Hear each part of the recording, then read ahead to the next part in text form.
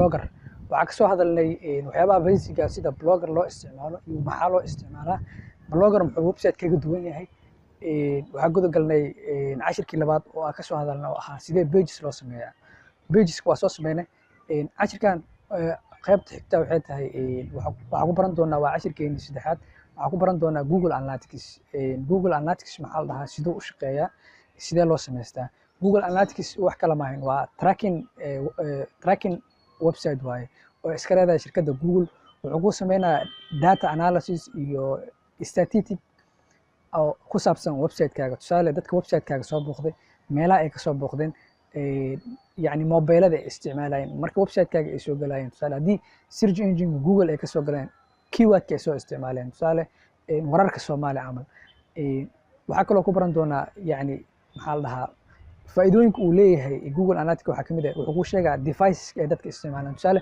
qofkan computer ma isticmaalaa mobile ma isticmaalaa xitaa haddii mobile uu isticmaalo wuxuu ku sheegaa qofka mobilkiisa yani Android device miya yani device-yada nooc ugu badan ku sheega wuxuu ku sheega dadka website-kaaga soo booqanaya wadamada ay ka soo booqdeen wuxuu ku sheega xitaa wadanka dadka maxaa la dhahaa traffic-kaaga badana uu ka imaado okay waxba yaa war idinku daalin waxaa si gudageli doonaa cashirkeeni oo practical ah maanta waxaa abuuri doonaa Google Analytics waxaa ku dari doonaa code-ka oo tracking code-ka bloggeena ama WordPress website-keena asalaamu calaykum let's go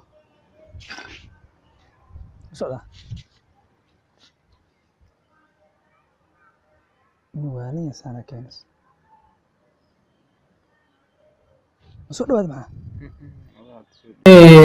sida hordhaca programka aan kaga soo hadalnay cashirka maanta wuxuu ku saabsan yahay Google Analytics sida hore idinku soo sheegay Google Analytics waa web reporting tool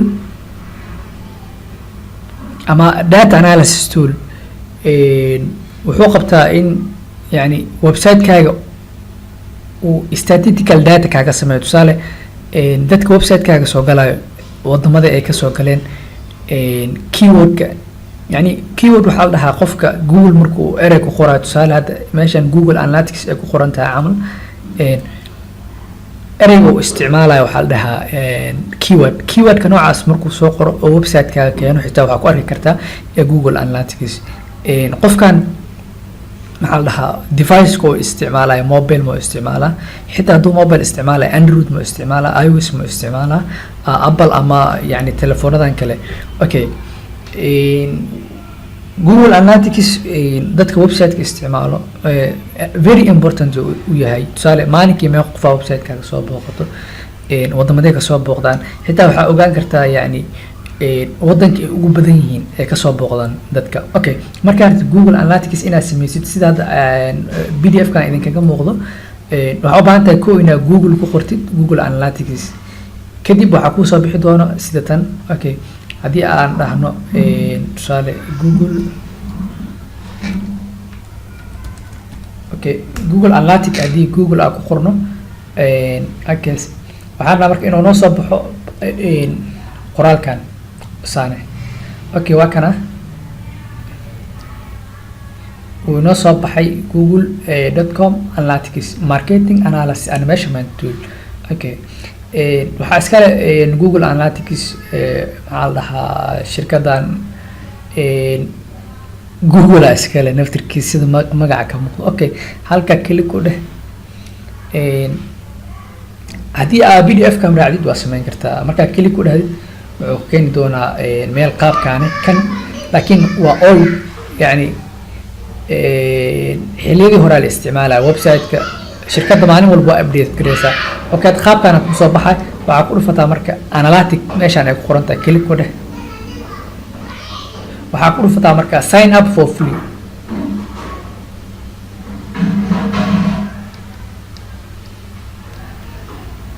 okay sign up for free marka waa ku dhufatid wuxuu ku keeni doonaa qaab noocan need a new account xoogaa waxaa u maleysaa qadka inuu culus yahay keenay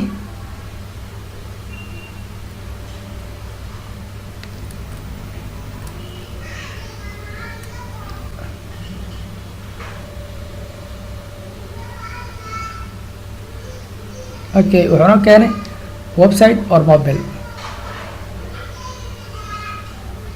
Website or mobile the same. Okay, waxaa u baahan tahay marka inaad ku dhufatid website. My account name waxaa ku dhahdaa tusaale hadda Xariif training. Okay, website aan blog hadda leedahay, blogaaga soo qaado. Tusaale waa kana blogaan camal, click ku dheh, soo copy garee, ku laabo analytics-ka, halkan best ku dheh marka. oo meeshaan waxaa laga rabaa waa khaldamay.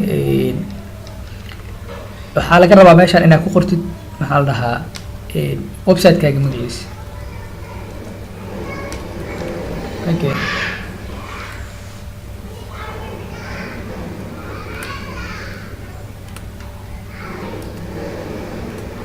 hadda markaa website-kaaga ama blogaaga aad soo copy garaysid, halkaan ku dhufo control V dheh, kan hore asaa ugu dare iska delete garay.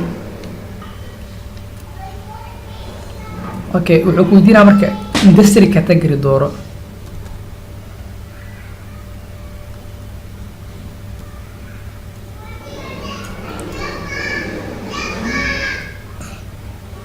Okay, jobs and education ku dhufo. meeshaan waxaa ka dooranaya time zone-kaaga, waqtiga iyo wadanka aad joogto. waxaa lagaaga baahay marka waxyaabaha dhan inaad click soo saartid, kadib aad dhahdid get tracking ID. Okay, halkaan ku dhufo, wuxuu ku siin doonaa marka code.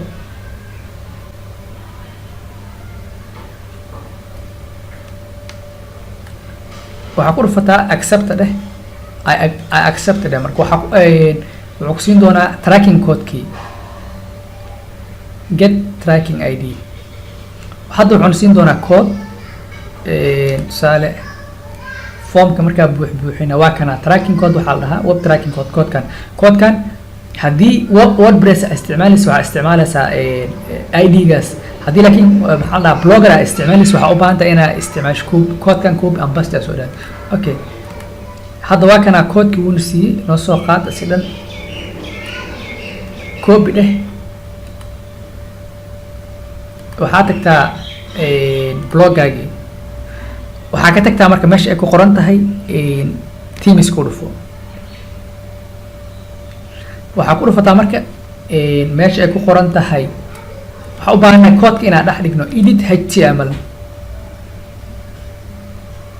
Okay, halkaa markaa joogto waxaa ka doorataa jump to widget, click ku dheh, header 1 ku dhufo. Okay, header 1 waxaa ka raadaysaa marka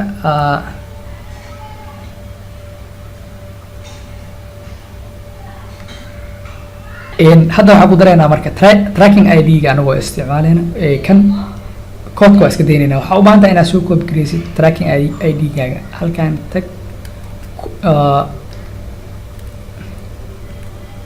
tracking ID-ga qaado keliya wax meesha kugu qoran. saa markaa usoo qaadid, copy dheh, waxaa tagtaa marka bloggaagii.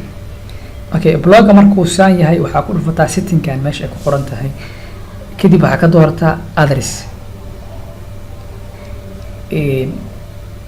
waxaa raadaysaa marka Google Analytic Web Property ID. halkaan ku dhufo, copy ku dheh marka.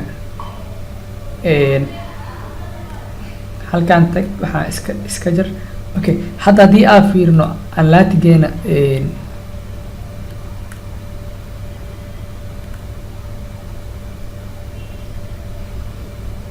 custom report daa fiirino. Okay, there is no data, wax data ma laha. overview-ga daa fiirino, website-ka maxaa la dhahaa hore uguma xirnayn, wax data hadda ma heli karno. Okay, beri camal aa fiirinayna haddii ay dad soo booqdaan. hadda halkaan click ku dheh, save changes dheh. Okay, setting-keeni hadda tracking ID-geena wuu noogu jiraa, wuu noogu save garaysan yahay. haddii hadda waxaa waaye overview-geena wax website oo soo booqday ama active users ma jiraan. waxaa arki doonaa marka cashiradeena xigo, yani haddii website kale soo booqdo dadka soo booqda meelaha ka imaadeen iyo waxyaabahaas dhan casharada xiga ku arki doonaa. Asalaamu calaykum waraxmatullaahi wabarakaatu.